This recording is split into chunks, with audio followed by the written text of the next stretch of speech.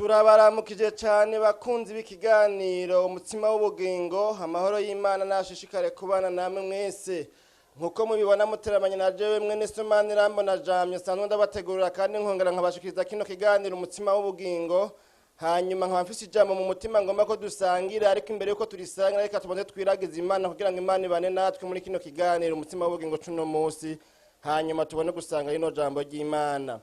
Turagushimiye Mana nyina mahoro nyaguhora ku ngoma wewe Mana nyenibihe turagukengurukiye cyane kwinyuma ya kino gihe kirekire cyane giciyemwo tudatunganya bino biganiro kubw'imvo zitandukanye zagiye zihaba zikamera nk'intamba kugira ngo byanke ko dutegura bino biganiro.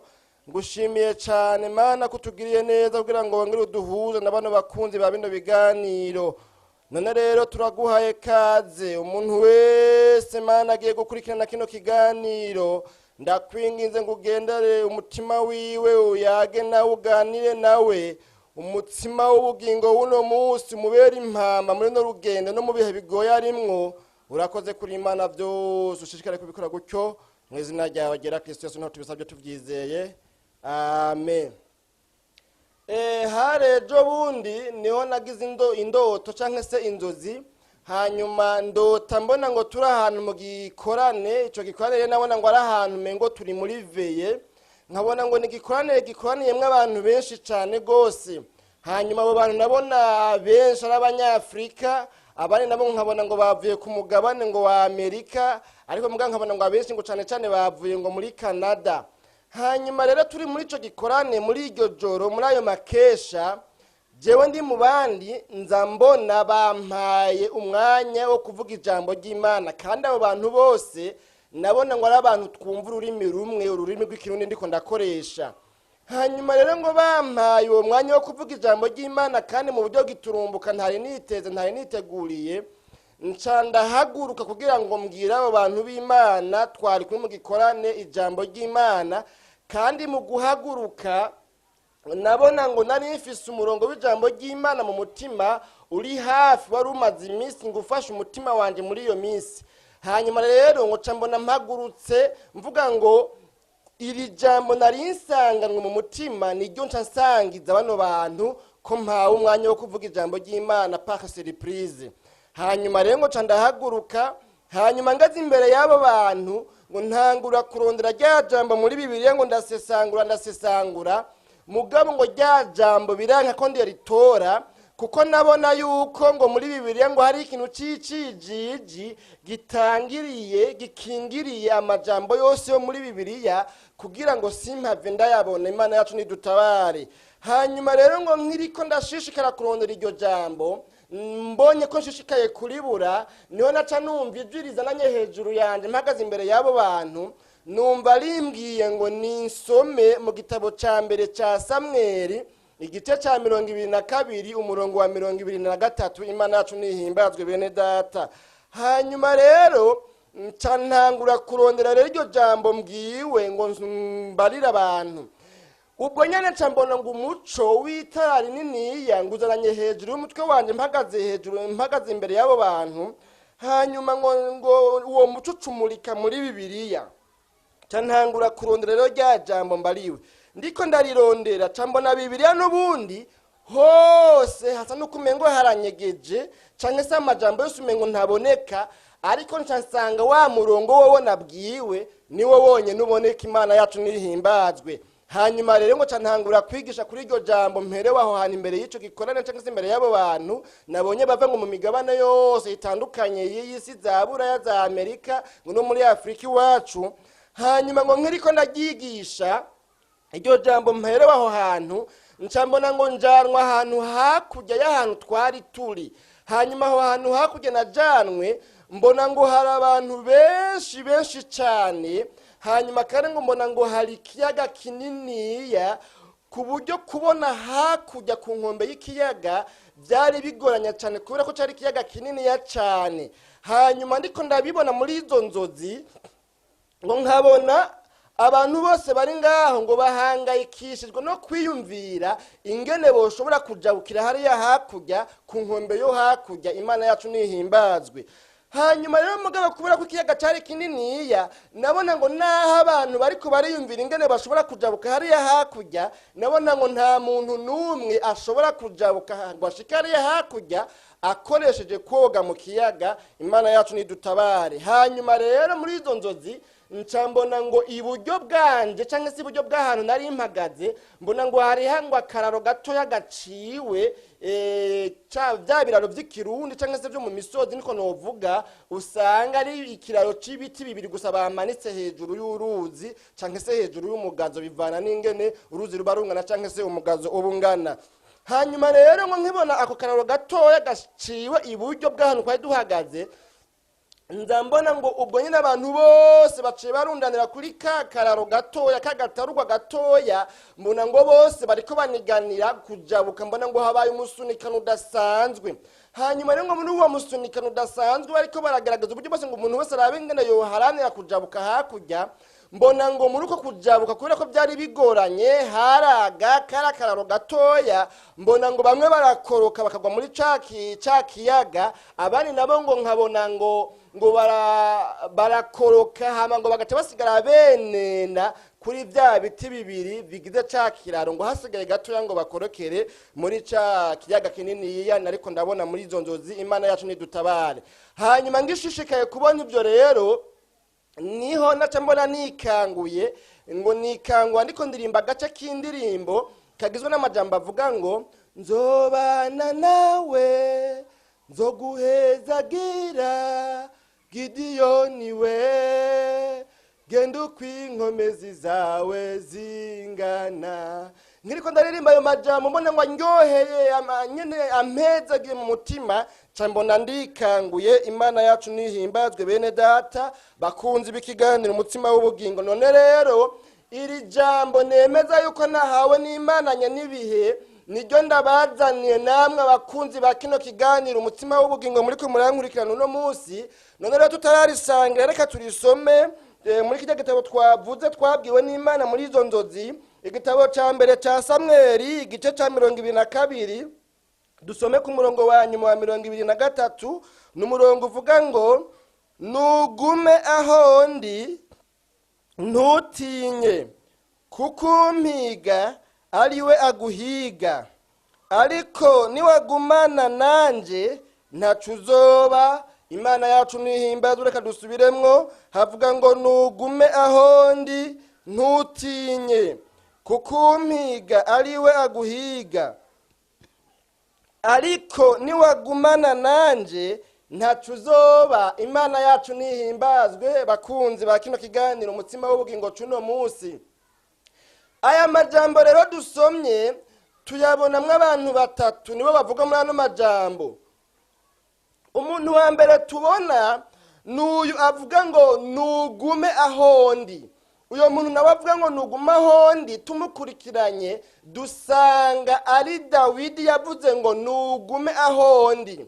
Hanyuma umuntu wa kabiri tubona muri ano majambo dusomye n'uyu abwirwa ngo nugume aho ndi. Ubwirwa ngo nugume aho ndi ukurikiranye neza no majambo uza gusanga ari uwitwa Abiyatari. Imana yacu nihimbazwe. Hanyuma umuntu agira gatatu tubonye muri ano majambo n'uyu muntu ahiga Dawidi akongera agahiga Abiyatari, ni ukuvuga umwasi wa Dawidi akongera akaba n'umwasi wa Abiyatari. Uwo nawe tukurikiranye neza no majambo dusanga ari umwami Sauli. Imana yacu nihimbazwe bene data bakunzi ba kino kiganiro umutima w'ubugingo cuno munsi. Uyu muntu rero abwira Abiyatari ariwe Dawidi. Uyu Dawidi abwira Abiyatari akamubwira ngo nugume aho ndi yewe Abiyatari we afise kirikurumu vite niniya cyane. Iyo kirikurumu vite nayo abatari bake bakaba bakunda kuyita seve mu mvugo mfunyapfunya y'igifaransa. Iyo kirikurumu vite cyangwa se iyo seve nayo wumva bakunda kuvuga gutyoyi, hari ibintu bitatu bikuru bikunda kuboneka muri yo, cyangwa se harimo ibice bitatu bikuru bikunda kuboneka muri yo. Aho igice cya mbere ari igice kigize umwidondoro kivuga uyo muntu nyani yose uwari we.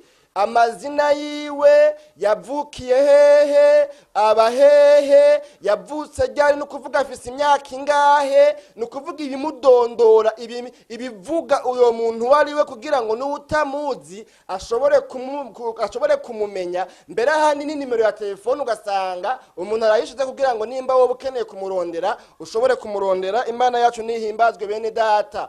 Igice cya kabiri naco tubona muri bino bice bitatu bikuru ngombye kwishimikiza mu kuvuga iyi CV, ni igice kivuga ku mpamyabushobozi uyu muntu nyene kugira CV afise. Ico gice naco kivuga ku mpamyabushobozi cerekana amashuri uyu muntu yize. Mbega amashuri y'intango yayize hehe, mbega segonderi yayize hehe, mbega yarize kaminuza yayize hehe. Ahose bagenda berekana urupapuro yaronse, certificat yaronse, canke diplome yaronse, canke se impamyabushobozi yemeza ubumenyi yakuye aho hantu yaronse. Nimba yarize ku makaminuza yo hanze muri Amerika ni Buraya, baraheza bagashira ko bakerekana n'impamyabushobozi uyo muntu nyene kugira iyo CV afise. Igice ca nyuma muri ibi bice bitatu bikuru bikunda kubonekanamwo ni igice kivuga ku byo uyu muntu yaranguye, aho yagiye arakora.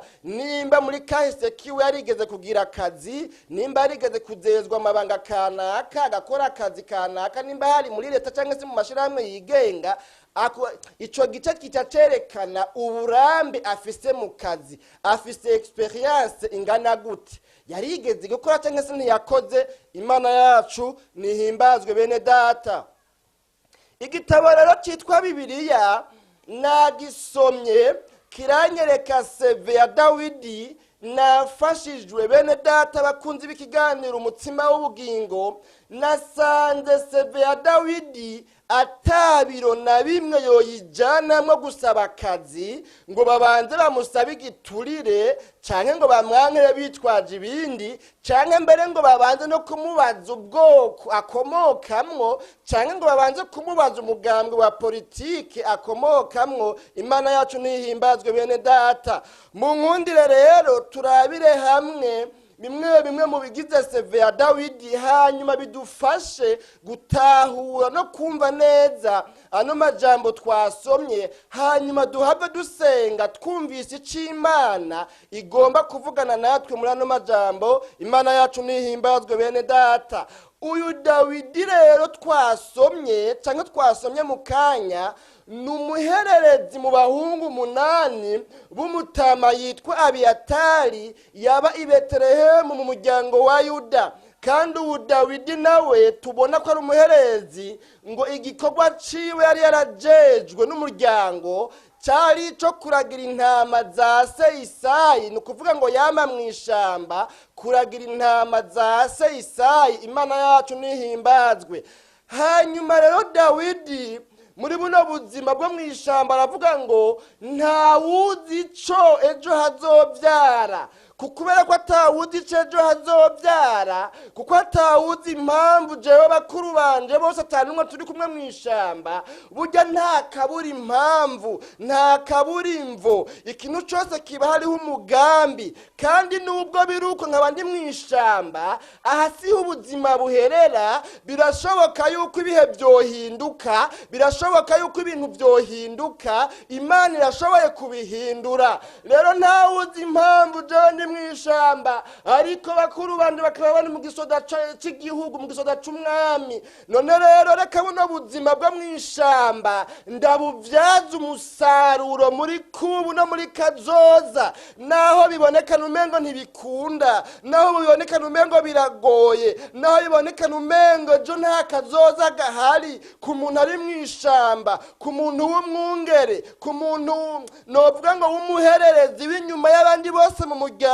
Sisamuragwa, nta cizigiro na gitoya gihari kizozana umuntu azoza kumusimbura ngo amukure muri buno buzima bwo mu ishamba. Nta wundi, nta yindi rokuru, nta kindi kintu caboneka numengo kizomutabara, kimuronse umuntu yozomugombora ngo amukure muri buno buzima bwo kuba mu ishamba, bwo kunyagirwa, bw'imbeho, bw'uruzuba, bwo guhura n'intambwe n'intare. Imana yacu nidutabare bene data.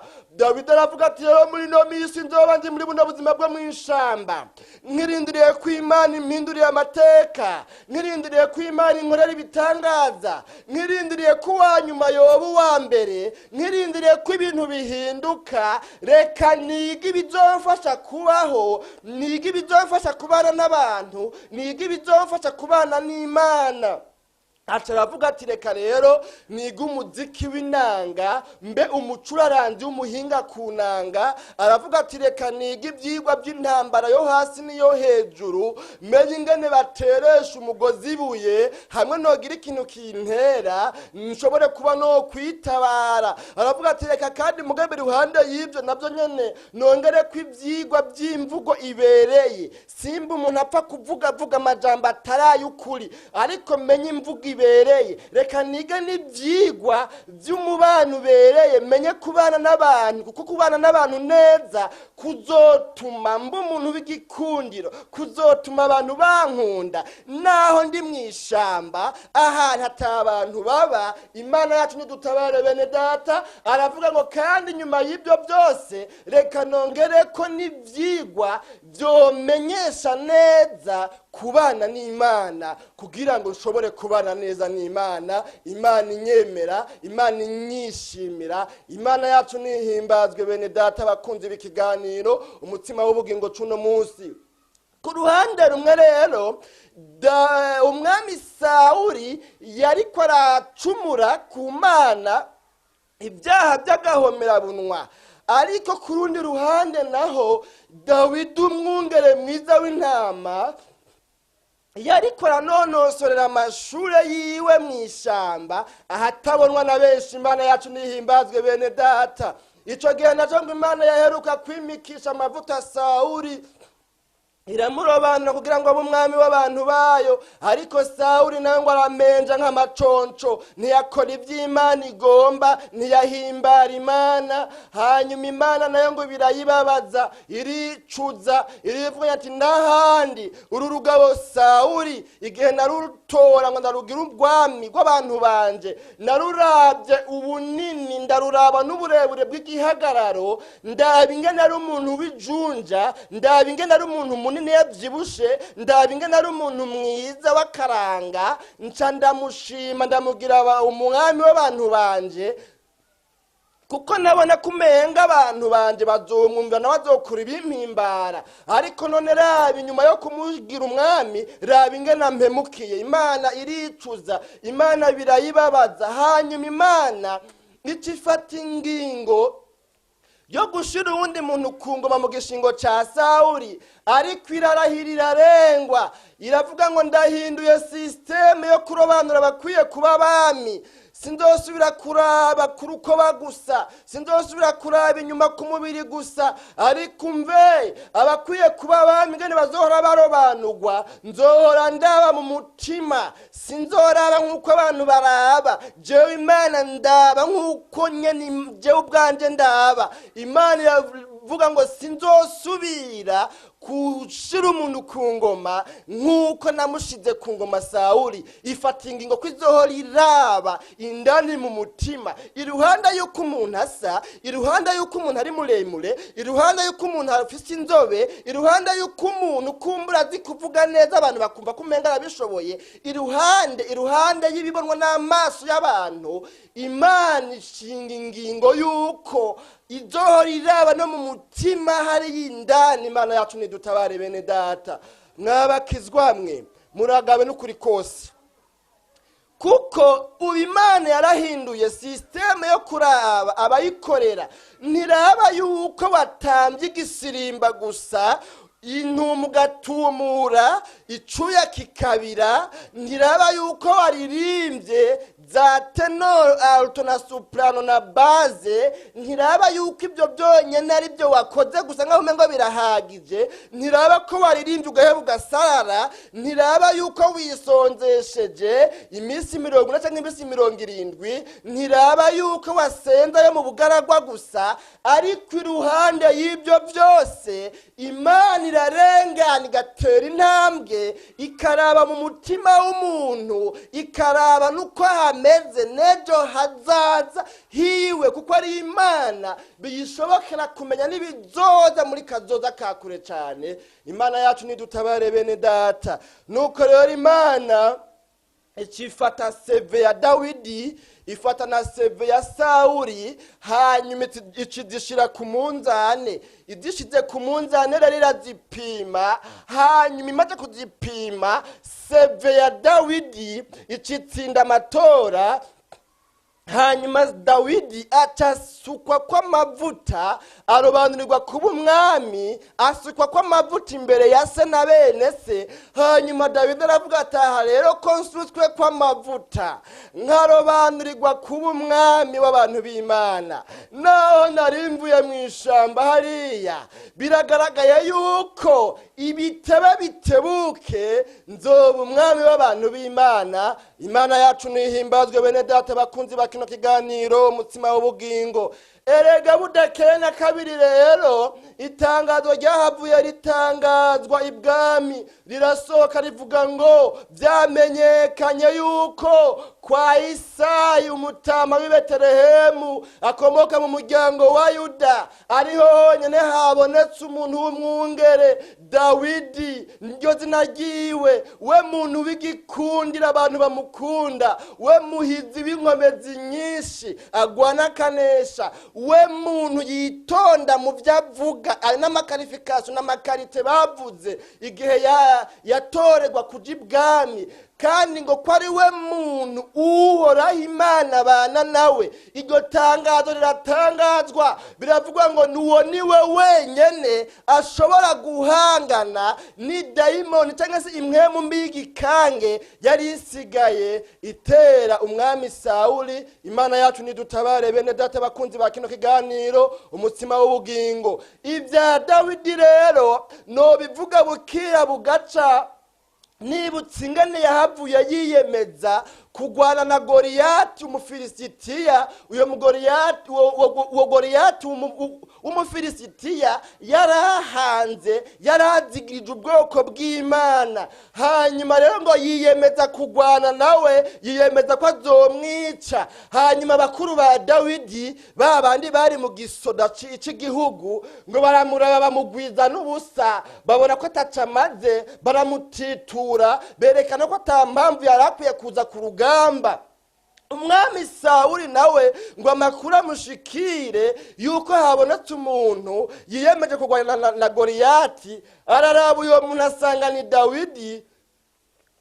Hanyuma rero umwami Sawuli araraba Dawidi amwe ati yo sigaho Dawidi, we uracari kibondo, sigaho cobo, sigaho kibondo, we uracari kibondo, kandi ntaho byakabonetse yuko we umupeti joueur yoshobora gutsinda inzobere mu mupira w'amaguru, zigiye umupira w'amaguru ku mazi nka Cristiano Ronaldo, Ronaldo na Messi. Yewe Dawidi, ujya muntu Goliyati nikigatanya, yaramenyereye iby'intambara, wewe ntabyo woshobora, wohora uri umwungere uzi kuragira intama gusa. Yewe Dawidi, wewe sigaho ntabyo woshobora.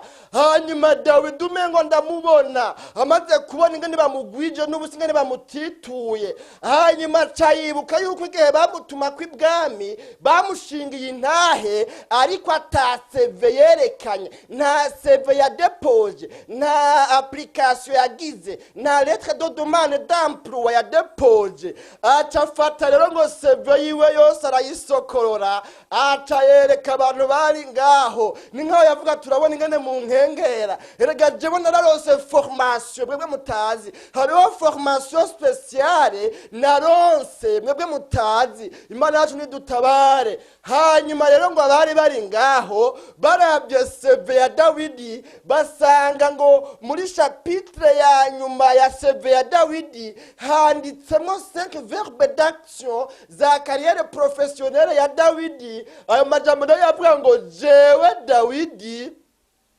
mwene Isayi, iyo ndagiye intama za data mu ishamba, hanyuma ngo hakaza intambwe cyangwa se hakaza idubu, igikoko icyo cyo cyose iyo kije kuntera hanyuma kikansahura umwagazi w'intama muzo ndagiye, hariho ibintu bitanu nakora, kandi ibyo bitanu ndabikoze sinagereka, urugamba naba ndaruhejeje naba ndarutsinze. Imana yacu nidutabare bene data. Basomye basanga rero ngo iyo chapitre ivuga ngo ikintu cya mbere icyo gikoko kintwaye umwagazi w'intama twaca tugerekerana nkaciruka ko mpaka ndagifashe.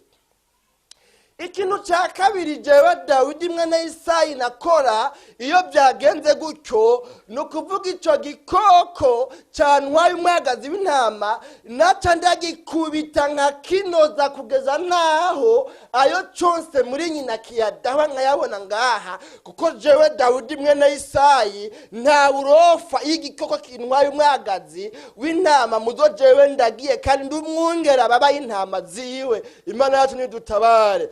Hanyuma ikintu cya gatatu yavuze ngo ikintu cya gatatu naca nkora icyo gikoko naca ndacaka mu kanwa indani, mu byara by'ingwe, mu byara by'intare, mu byara by'idubu, wa mwagazi w'intama ngaca ndawushikura nkawukurayo, kandi nkawukurayo ukiri muzima, kuko icyo gikoko sinaba nacemereye yuko kiwurya, naba naciye ndacirukako, naca ndakinyaga uyo mwagazi w'intama hanyuma nkawushira ngaha.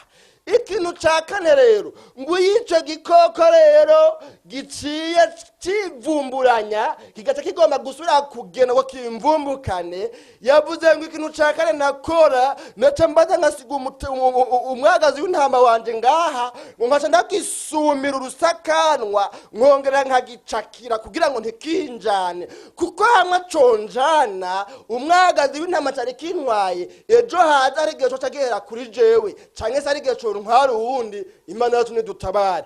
Ngo amaze kugicakira rero ico gikoko, ikintu cya nyuma muri za 5 verbes d'action za carrière professionnelle ya Dawidi, yavuze ngo ikintu cya nyuma nakora ngo naca mfata ico gikoko ngo nkaca ndacica burundu. Imana yacu nidutabare bene data bakunzi ba kino kiganiro umutsima w'ubugingo cuno munsi.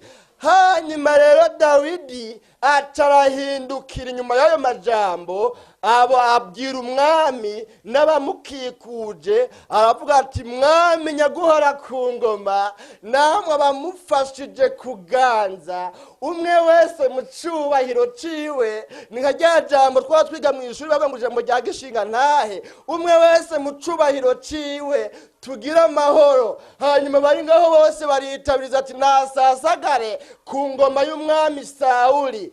Dawidi acarungikanya aravuga ati Imana rero yagiye intabara, uhoraho yagiye andokora mu nzara z'intambwe no mu nzara z'idubu.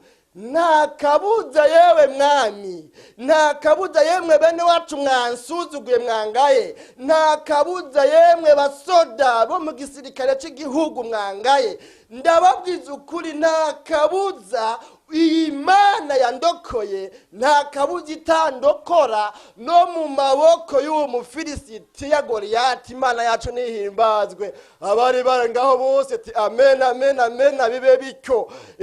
Nta kabuza n'ukuri. Abasirikare shumye ngo ndababona bavuga ati ibintu natwebwe abaparakomando b'ibwami tutashoboye, ibintu natwebwe abakomando b'igihugu tutashobora. Nitwigeze tugwana n'idubu ata barionete dufise, nitwigeze tugwana n'intare ngo tuyice dukoresheje intoke. Ibintu natwebwe abasirikare twama mu ntambara tutashoboye, ariko wewe ukabishobora. Nta kabuza yewe Dawidi biragushobokera. Imana yawe ijane nawe, ibahindura amajambo, abariko baramukengera bahindura amajambo, kuko bumvise ibitangaza yakoreshejwe. Imana yacu nihimbazwe bene data. Tugaragaje rero kunyarutsa amakuru ya seve ya Dawidi, tubana ngo Dawidi yavuye yica Goliyati amwicishije ibuye rimwe ryonyene. Hanyuma Dawidi rero ngo atabarutse avuye ku rugamba, abisirayelikazi ngo baca baraza kumusanganira bafise udushako tw'ingoma, twovuga amapendo yo muri kino gihe, twovuga utugoma duto duto nyene abantu bashobora kuvuza mu ntoki bateruye hejuru, ngo baca baza kumusanganira. Abisirayeli nabo ngo bari bifitiye impano, mana yanje ngo mukuririmba, ntibirirwa baricara hasi ngo bakompoze. Iyo hari ikintu gihimbaye kibaye canke kibabaje, ikintu cyose iyo bagomye kukivuga mu ndirimbo ngo bakoza ko gusa, ntibirirwa baravuga ngo amarepetition, ngo birirwa barakompoza indirimbo, ngo baca bahaguruka bagaca baririmba. Mwibuke cage Miriam ingene yaririmbye bajabutse ikiyaga gitukura, Imana yacu nihimbazwe. Aba bagore rero ngo baca baraza baririmba Dawidi bamuririmbira, baje kumusanganira baravuga bati Sauli yishe igihumbi ariko Dawidi we yishe ibihumbi ndiri. Imana yacu nihimbazwe bene data. Abagore umengo ndababona n'abana babo, umengo ndabona Abisirayeli bose banezerewe bafise akanyamuneza kadasanzwe, kuko hari habonetse intsinzi ku muntu yari yarazigirije ubwoko bwabo. Hanyuma kandi umengo ndababona ingene bari barababaye, bari barakomeretse ku mutima, kuko uwo ico kigatanya Goliyati igihe cyose hari harabuze umuntu yomugwanya ngo mutsinde. Ucumengo ndabona abana bari barabaye imfuvyi kubera yuko base babo baguye mu ntambara zari zarabaye imbere yaha. Ucumengo ndabona abagore bari barabaye abapfakazi kubera yuko abagabo babo baguye mu ntambara. Abisirayeli bagiye bagwana n'Abafilisitiya, hanyuma Abisirayeli bagatsindwa, bakaneshwa, bakananirwa no kwica Goliyati. Umengo ndabona umubabaro bari baragize, bari barasibye ku mutima, bari barononekaye. Hanyuma ngo baca bumva inkuru y'akanyamuneza ko hariho umuntu Imana iciyemwo, ko hariho umuntu Imana ikoresheje akaba yishe wa mwasi w'igihugu ariwe Goliyati Umufilisitiya. Imana yacu nihimbazwe. Baca bararirimba ati Sauli yishe igihumbi ariko Dawidi yishe ibihumbi ndiri. Maze rero kubera ko Satani atigendera ariko agira icyo ahagaze ko mu gucanisha mw'abantu b'Imana, icyo gihe ngo Sauli acagira urwanko n'inzigo bidasanzwe mu mutima yanka urunuka Dawidi, ngo kubera yuko Abisirayelikazi ngo baherereje icubahiro kidasanzwe, icubahiro gisumba ico bahaye Sauli bagiherereje kuri Dawidi, kandi by'ukuri byarumvikana. Hanyuma rero ngo Sauli ngo acagira inzigo, acahera uyo munsi arondera ingene yo kuyica intumwa idasanzwe, l'envoyé spécial y'ijuru, intumwa idasanzwe yarungitswe n'ijuru kugira ngo itabare abantu b'Imana. Imana yacu nidutabare bene data. Aya majambo rero twasomye, iki gihe Dawidi yari yataye arahunga ava ibwami, ahunga Sauli kubera yuko Sauli yari amaze guhakwa kwica Dawidi inshuro zitari nke. Hanyuma Dawidi rero mu guhunga kwiwe birahava biramenyekana kwa Sauli yuko Dawidi ngo yaciye ahantu hitwa Inobu, hanyuma abaherezi b'Uhoraho baba aho hantu ngo bamuhembuza agatsima, mbere batako bamusiguriza n'Uhoraho. Imana yacu nihimbazwe bene data bakunze ibiganiro umutsima w'ubugingo. Hanyuma rero Sauli acafata ingingo yo kwica abo baherezi bose b'Inobu. Abo baherezi b'Uhoraho arabica bahoye Dawidi. Ariko ndakunda Imana yacu muremyi w'ibintu n'abantu, Uhoraho Imana ihoraho, Imana itadendebukirwa canke se ngo inanigwe, kuko ata kintu na kimwe kibasha guhindura imigambi yayo kuri twebwe, kuko ata kintu na kimwe gishobora guhindura ivyiyumviro vyiza by'amahoro vyayo dufiseko, kuko ata kintu na kimwe gishobora kutunyaga, gishobora kudukurako ico yatuvuzeko, imigabo n'imigambi dufiseko, kuko Imana yacu ikurikirana ijambo ryayo, iba yaratuvuzeko imyaka ibihumbi n'ibihumbi mpaka irishikanye. Imana yacu nihimbazwe bene data. Nibutse indirimbo iraho ejo bundi Imana yatumye umuntu yuzuye mpwemu yera, umuririmbyi yuzuye mpwemu yera, iramubwira ati ngwino ndagutume ku bantu banje, genda ubambwire uruti umutima wisunze umwana wanje Yesu Kristo sinzowurekurana umwansi haba namba. Naho gihe no mucovyura ingunzu bambwirira abantu banje, yewe wamuririmbyi we, genda umbwirira abantu banje uti umutima wisunze umwana wanje Yesu Kristo sinzowurekurana umwansi haba namba. Naho gihe no mucovyura ingunza, birashoboka ko covyura ingunza, birashoboka ko ibyago byo kwiyongera, birashoboka ko intambara zoba nyinshi, ariko bambwirire ngo hamwe n'ibyo hamwe n'ibyo umutima wisunze umwana wanje sinzowurekurana umwansi haba namba. Imana yacu nihimbazwe bene data. Mani majambo no kuvuga ngo na ikirobere cahari kaidanara shababu cohaguruka, n'abihevye bosidukana n'iyonka, naho Ebola na coronavirus byosidukana n'iyonka, maze ubutunzi bugahungabana ku isi yose, naho ibyago n'ibyorezo n'ibyaduka byosidukana n'iyonka ngo bigwanye abantu, ariko umutima wisunze umwana wanje Yesu Kristo ntagishobora kuwunshikura ngo kiwunyake mu biganza. Imana yacu nihimbazwe bene data.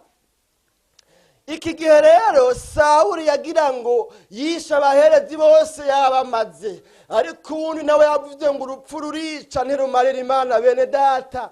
Ntiyamenya yuko hari agahungu kamwe kitwa Abiyatari kacitse ku icumu kagahunga, hanyuma kagashika iyo Dawidi ari mu ishamba, maze kakamubwira byose ingene byagenze.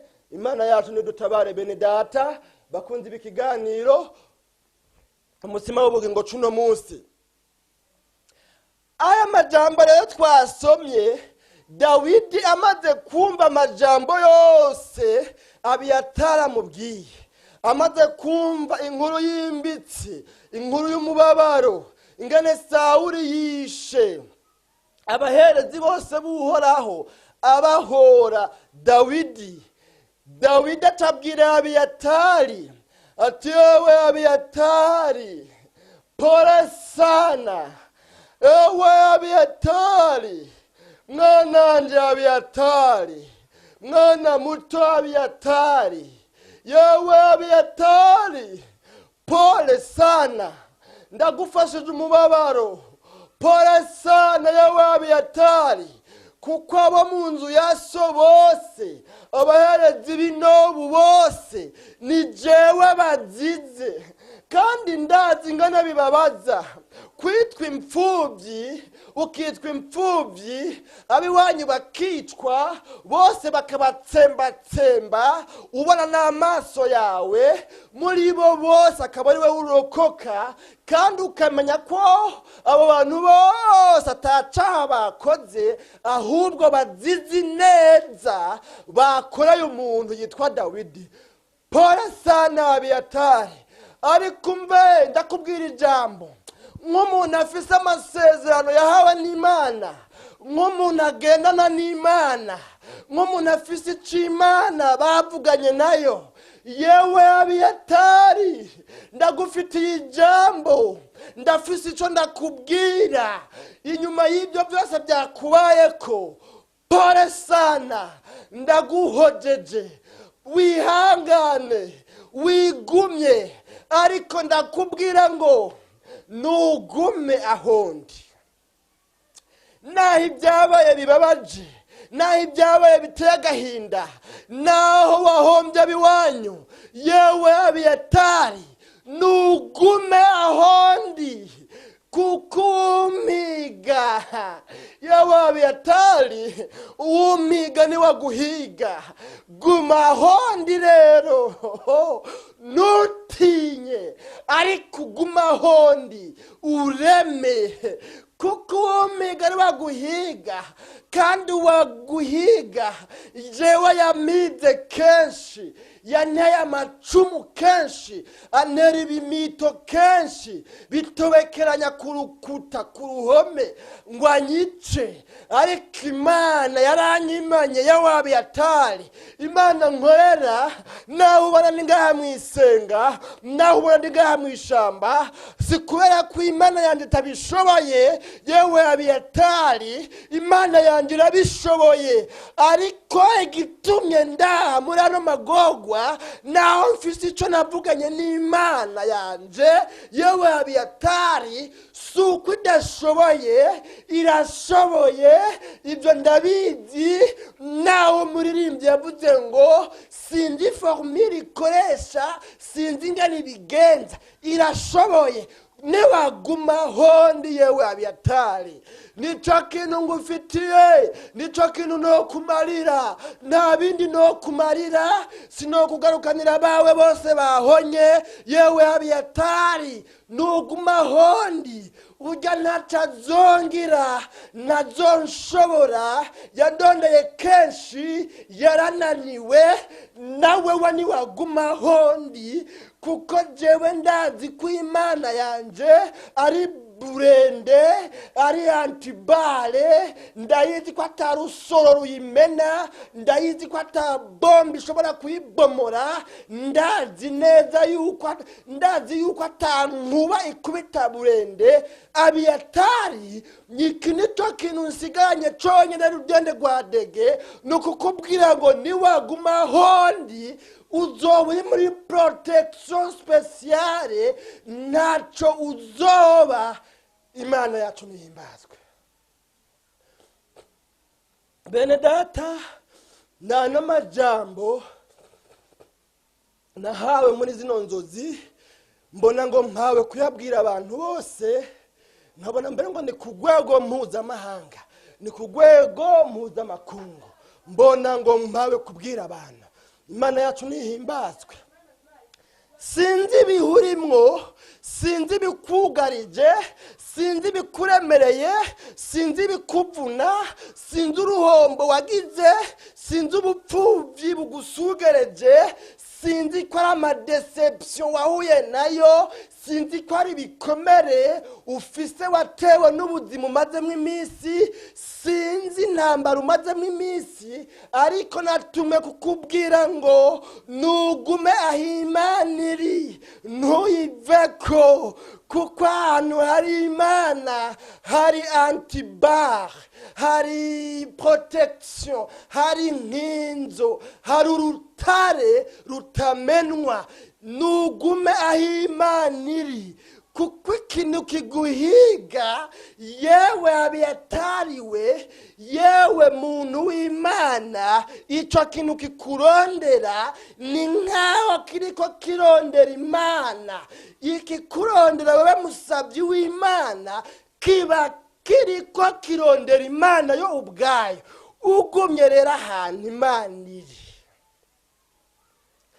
ikiza kukurondera imana niyo bica byihuriza imana yacu nihimbazwe bene data turi mu minsi igoye turi mu minsi y'ibibazo turi mu minsi y'intambara turi mu minsi tumaze igihe twumva ibihe bya coronavirus cyane cyane mu mwaka urenganyeho habaye ibidasanzwe aho isi yagiye mu bwoba aho isi yafashwe n'agatengo aho isi yahagaze igihe igira ubwoba abantu bose kubw'ikintu cyitwa coronavirus kubw'indwara y'icyorezo y'icyaduka yitwa coronavirus iyo ndwara yatumye ku isi yose ibintu bihinduka ahatari hake abantu birabakora ko mu buryo bumwe cyangwa ubundi byabaye ibihe aho abantu benshi ubuzi bwabo bwagiye buhera kuko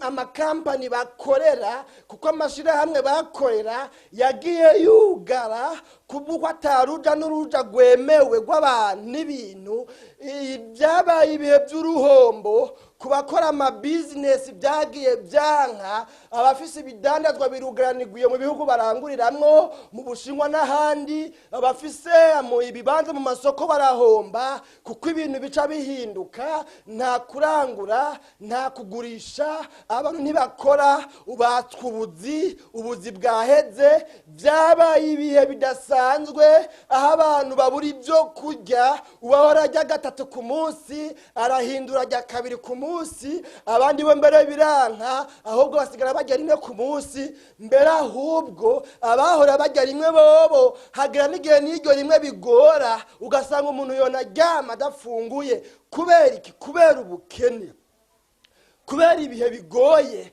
isi mazemo igihe. Byabaye ibihe byo kwirukanwa ku bapangayi, aho umuntu wasanga ananirwa no kuriha inzu, ugasanga yarapanze inzu y'ibyumba 3 na salo, ariko kubera yuko amahera byahindutse, akazi kahagaritswe, babwiye ngo genda mubanza murindire coronavirus banze hagarare, ibintu biramera nabi, abantu bananirwa no kuriha amazu, abantu batangura kwimukira mu nzu zitagira amatara, bahora baba mu nzu zirimo amakaro. Byabaye ibihe bigoye, tumaze iminsi mu bihe abagabo batakaje icubahiro mu ngo zabo, aho abagabo bananiwe no kuriha amahera y'ishuri ku bana babo. Byabaye ibihe aho abanyeshuri benshi biruka ku mashuri. Byabaye ibihe aho abantu benshi bananiwe gutunga imiryango yabo, abantu bagateka imitwe, bikanka kumutkusha, bikanka nuko wopfuba, ibintu bikamera nabi. Byabaye ibihe by'umubabaro, tumaze iminsi mu bihe bidasanzwe, tumaze iminsi mu bihe bigoye, tumaze iminsi mu bihe nkuko nabonye muri zino nzozi, umuntu wese ahangayikishijwe mu mutima no kwiyumvira ngo mbega uru ruzi ndarujabuka nte, mbega hariya ahantu ndahagera gute. Abantu bose bafise ibyo bagomba gushikako, bafise ibyo inzozi bagomba gushikako, bafise inzozi bagomba kuzuza, ariko kubw'ibihe bigoye abantu barimwo byashishikaye kunyuka. Imana yacu nidutabare. Ariko bene data bakunze ibikiganiro umutima w'ubugingo, n'iri jambo yewe abiyatari, yewe abiyatari ukurikiranye iri jambo riciye muri kino kiganiro umutima w'ubugingo, Imana yawe igutumye kw'iri jambo. Yewe abiyatari rikubwira ngo nugume aho Imana iri, irakubwiye ngo guma hondi. Yewe abiyatari mwana wanje, naho urushe, naho ubabazwa, naho uhangayitse, naho wahombye, naho umaze igihe kirekire urwaye, naho umaze igihe mu minsi itari mike mu ruhamo, yewe abiyatari naho ubona umengo nta cepfo ca ruguru, umva Imana yawe ivuganye nawe muri kino kiganiro umutima w'ubugingo. Ivuganye nawe ngo nubwo bigeziyo, nubwo bikubabaje, nubwo bigeze kure, nubwo urushe, nubwo uremerewe, yewe abiyatari mwana wanje, nubwo ibyawe byaguheze ko, nubwo abawe baguheze ko, nubwo utagira epfo na ruguru, nubwo ubona umenga ibyawe byose biraguheze ko, yewe abiyatari mwana wanje, naho hageze igihe umengo wumva ko, hageze igihe wihebura, hageze igihe wiganyira, hageze igihe ugerera kure yanje, ndabona uri urareburura, ndabona uri kurarambirwa, ndabona uri urakura ibyizige mu mutima wawe, ndabona kubw'intambara nyinshi umazemo igihe, yewe abiyatari hageze igihe uri kurasubira inyuma, ariko mve utarasubira inyuma burundu. Yewe abiyatari mwana wanje, ndakubwira ngo aho nyene ugeze hagarara, uguma hondi. Guma hondi nico cyo gufasha, kuja kure yanje naco byo kumarira, kwihebura amaganya yawe naco yo kungura. Ariko yewe abiyatari icagira ico kikumarira nuguma hondi kuko uriko araguhiga Abiatari nibyo atazi nimba abizi naho ariko abirenga ko abizi uriko araguhiga yewe Abiatari aba ariko ahiga jewe izo ngwara ziriko zihiga jewe ibibazo ufise ni nkaho biriko bihiga jewe niwaguma hondi muri ibyo bihurimwo muri ubwo bukene urimwo muri izo ntambara urimwo aho hantu udandazwa gwanse aho hantu amagara gukitse aho hantu inzozi wagomba kuzuza zitariko ziruzura yewe Abiatari uri muri ibyo bihe bigoye yewe Abiatari uri muri ibyo bihe biruhije gumaho nyene ico gufasha muri ibyo bihe nukugumana nanje kandi ndakwemereye yuko niwaguma hondi ntaco uzoba nano majambo naremfise nagomba gusangira namwe bakunzi b'ikiganiro umutsima w'ubugingo cuno munsi sinzi ibihumazemwo iminsi sinzi ko ari amashure yakwankiye navyo nzi jewe nabaye ngo abantu bahangayikishije mu mitima no kwimvira ingene bojabuka ikiyaga kininiya c'amageragezwa ari imbere yabo kandi muri uko kujabuka kubera ko abantu bose basunikana kandi bakaba bavuga ngo mwisama amagara umwe wese asamagwiwe habayeho gusunikana kudasanzwe ariko mbona mpawe ijambo ngo nindaribwira abantu ndababwire yuko bakwiye kuguma himaniri nibaguma himaniri ntibatinye byose bizoshoboka ntaco bazoba Imana izobagirira neza sinzi rero ibihumazemo iminsi niwe uzi ibihumazemo iminsi ariko niwaguma aho Imana iri ntaco uzoba yewe Abiatari numuhigwe rero umuntu yirabishije kwa no majambo akaraba agasanga yarageze igihe cyo kwihebura no kwiganyira yaragerereye kuri mu mutima wiwe yari yumva umengo yota komuka yarasigaye yumva umengo Imana nta gaciro gifise muri we yarasigaye yumva umengo Imana yaramuhebye umuntu yari yumva kumengo yarageze ahantu agerera kure y'Imana ariko akaba yihindukirije kwa no majambo akayirabisha ko hanyuma agaca yihana akabwira Imana ngo Mana mbabarira ngwiza kw'imbabazi ibyaha nakoze muri kuno kwiganyira umparira umpangaze sinzosubira uyo muntu n'umuhigwe kuko Imana icusubira kumurema mw'ibyizigiro bishasha kandi cigumana nawe hanyuma igumanye nawe intambara ntizoba ikiri uwo muntu ariko intambara izoba ibaye y'Imana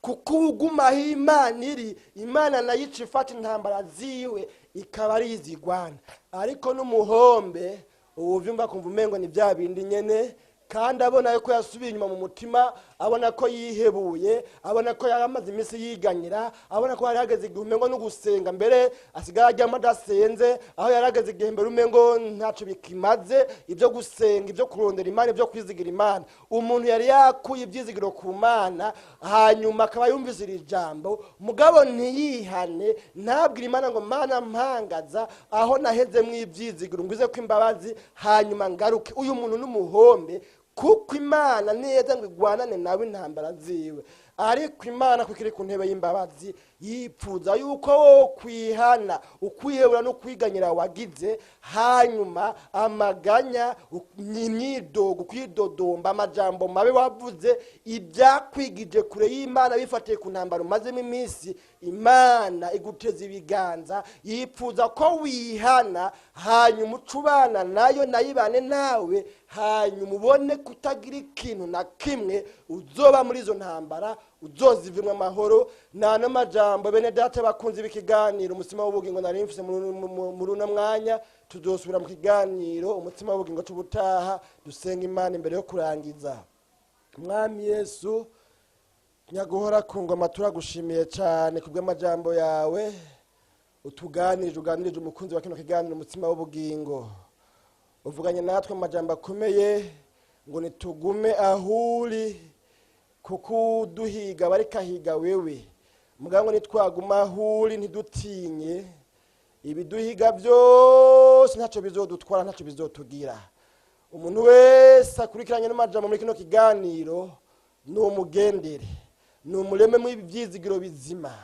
Turi mu bihe abantu batakaje ibyizigiro bya kazoza, abantu baratakaje ibyizigiro by'ubuzima, abantu baratakaje ibyizigiro by'ubu n'ibya kazoza, abantu bacitse intege, bacitse inkokora ku bw'ibihe bigoye barimo. Ariko ndakwingize ngo ugendere imitima yumvise iri jambo, hanyuma uyireme mw'ibyizigiro bizima, kandi uyihe kuguma ahuri, uyihe kwihana no guheba ibintu byose by'amaganya no kwiheba no kwidodomba no kwidoga. Ibisigaye bashishikaye kugumana nawe bagwanira intambara nziza yo kunesha, mu izina ryawe gera Kristo Yesu no tubisabye tubyizeye, amen.